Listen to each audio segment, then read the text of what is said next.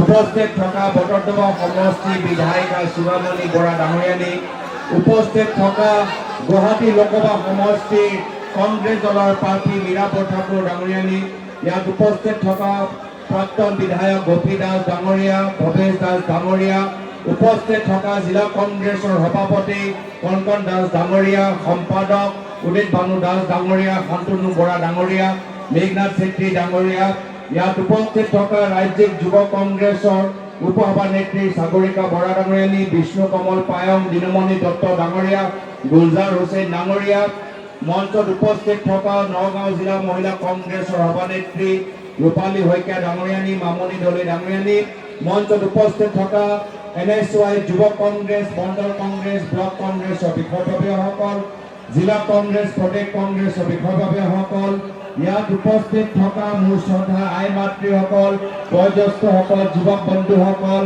সাংবাদিক বন্ধুসকল আৰু ইয়াত উপস্থিত থকা শ্ৰদ্ধা ৰাইজ, আজি আপোনালোকৰ উপস্থিতি প্ৰমাণ কৰিছে যে অহা লোকসভা নিৰ্বাচনত কংগ্ৰেছ দলৰ প্ৰাৰ্থী মীৰাবৰ ঠাকুৰ ডাঙৰীয়ানী বিপুল ভোটৰে জিকিবলৈ গৈ আছে।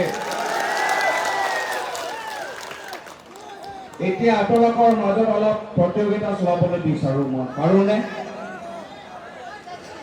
মই অলপ জানিবলৈ বিচাৰো যে আমাৰ কংগ্ৰেছ দলৰ প্ৰতি আগ্ৰহ থকা মানুহবোৰ ক'ত বহি আছে। আগতে ইয়াত চাই কম কংগ্ৰেছ পাৰ্টি আপোনালোকে জিন্দাবাদ ক'ব, তাৰপিছত মই ইয়াত সুধিম আৰু তাৰপিছত মই সেইফালে সুধিম, আৰু মই চাবলৈ বিচাৰো যে কোনজন আমাৰ মানুহে আটাইতকৈ আগ্ৰহী হৈছে কংগ্ৰেছ পাৰ্টি হৈ। কংগ্ৰেছ পাৰ্টি তোমালোকৰ ওপৰত আশা আছে দেই। কংগ্ৰেছ পাৰ্টি জিন্দাবাদ, কংগ্ৰেছ পাৰ্টি জিন্দাবাদ। এতিয়া আমি সকলোৱে মিলি কৰোঁ, সকলোৱে মিলি আমি চৰিম দেই, চবে মিলি কংগ্ৰেছ পাৰ্টি জিন্দাবাদ। এইটো ছয়গাঁৱলৈকে গৈছে, দিছপুৰলৈকে যাব লাগে ভাই। এইটো ৰাতিপুৱা সমষ্টিলৈ গৈছে, অলপ মামালৈ আমি মামা কাণত পেলাবলৈ বিচাৰো। হ'ব, মামা অলপ দিন আহি ইয়াত সভা কৰি গ'লতো, মামা ইয়াত নাই, আমি মামা ইয়াৰ পৰা আমি এটা তেওঁৰ কাণত আমাৰ নিজৰ কণ্ঠৰ শক্তি আমি শুনাবলৈ বিচাৰো। কংগ্ৰেছ পাৰ্টি জিন্দাবাদ, কংগ্ৰেছ পাৰ্টি জিন্দাবাদ, কংগ্ৰেছ পাৰ্টি জিন্দাবাদ। শ্ৰদ্ধা ৰাইজ, আজি ৰাতিপুৱা মই গুৱাহাটীৰ পৰা এৰিলো। গুৱাহাটীত মই য'তেই যাওঁ প্ৰত্যেক অঞ্চলত, প্ৰত্যেক ৱাৰ্ডত মানুহে এটাই কথা কয় যে এইবাৰ গুৱাহাটীত এটা চাইলেণ্ট ভোট পৰিব আৰু কংগ্ৰেছ দলৰ প্ৰাৰ্থী মীৰাবৰ ঠাকুৰ ডাঙৰীয়ানী জিকিব। ইতিমধ্যে গুৱাহাটী ৰাইজে নিজৰ মন বনাই লৈছে, সকলোৱে বাট চাই আছে কেতিয়া 7 তাৰিখ আহিব।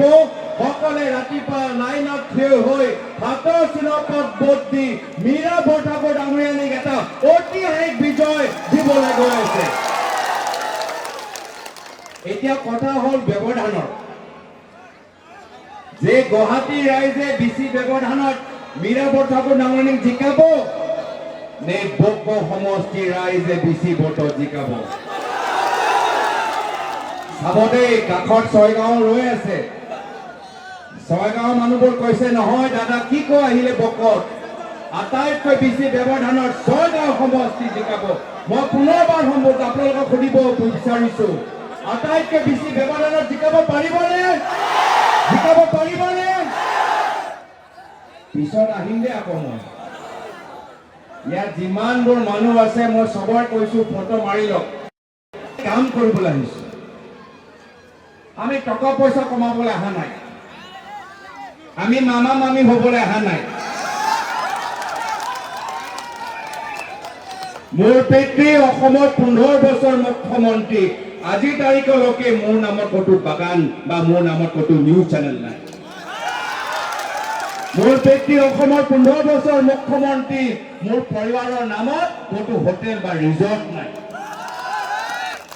মোক মনত পৰে মোৰ পিতৃ প্ৰয়াত তৰুণ গগৈ দেৱে কৈছিল যে ৰাজনীতি হ'ল ৰাইজক সেৱা কৰা এটা মাধ্যম। আৰু এটা কথা কৈছে,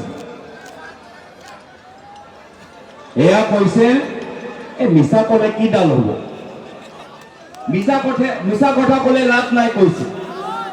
কিন্তু আজিৰ তাৰিখত বিজেপি চৰকাৰে কয় মিছা কথা ক'লেহে লাভ হ'ব। তেওঁলোকৰ গোটেই প্ৰচাৰ মিছা কথাৰ ওপৰত নিৰ্ভৰ। জুমলা শব্দটো শুনিছেনে? জুমলা হ'ল মিছা প্ৰতিশ্ৰুতি, আৰু আটাইতকৈ ডাঙৰ জুমলাবাজ হৈছে প্ৰধানমন্ত্ৰী নৰেন্দ্ৰ মোদী ডাঙৰীয়া। প্ৰধানমন্ত্ৰী নৰেন্দ্ৰ মোদী ডাঙৰীয়াই কি ক'লে? 15 লাখ টকা পৰিৱৰ্তন হ'ল এটা জুমলা। পৰিৱৰ্তনৰ নামত এতিয়া নহৰু 1 কেজি দাম 400 টকা হৈ গৈছে। পৰিৱৰ্তনৰ নামত আজি মাহৰ কাৰেণ্টৰ বিল এতিয়া 800 টকা হৈ গৈছে। পৰিৱৰ্তনৰ নামত এটাহে কাম বিজেপিয়ে কৰিলে, ধনী মানুহ আৰু ধনী হৈ গ'ল, দুখীয়া মানুহ আৰু দুখীয়া হৈ গ'ল। তো পৰিৱৰ্তনো এটা জুমলা।